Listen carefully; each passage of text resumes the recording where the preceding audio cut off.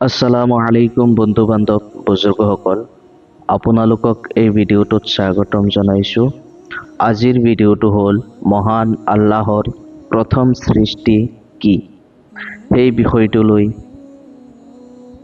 আশা কৰোঁ ভিডিঅ'টো শেষলৈকে চাই লগতে থাকিব। ধন্যবাদ। এতিয়া বলক দেৰি নকৰাকে ভিডিঅ'টো আৰম্ভ কৰোঁ। মহান আল্লাহৰ প্ৰথম সৃষ্টি হৈছে কলম। মহান আল্লাহৰ প্ৰথম সৃষ্টি হৈছে কলম।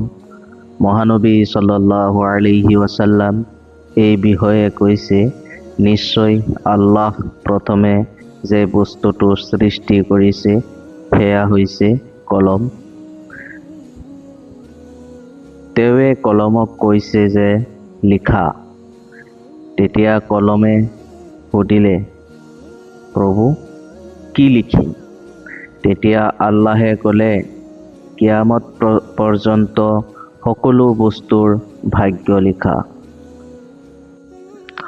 ভাই বন্ধু বুজুৰ্গসকল, মই নতুন চেনেলটো খুলিছোঁ, চাই আছোঁ 20টা 30টা যিমানেই ভিউজ আহে, লাইক কমেণ্ট নাহে, ছাবস্ক্ৰাইবো নাহে। দয়া কৰি লাইক কমেণ্ট ছাবস্ক্ৰাইবটো কৰিব, কাৰণ লাইক কমেণ্ট ছাবস্ক্ৰাইবটো আহিলে মানে মনত অলপ আনন্দ লাগে আৰু নতুন নতুন ভিডিঅ' বনাবৰ বাবে মন যায়, মন কৰে।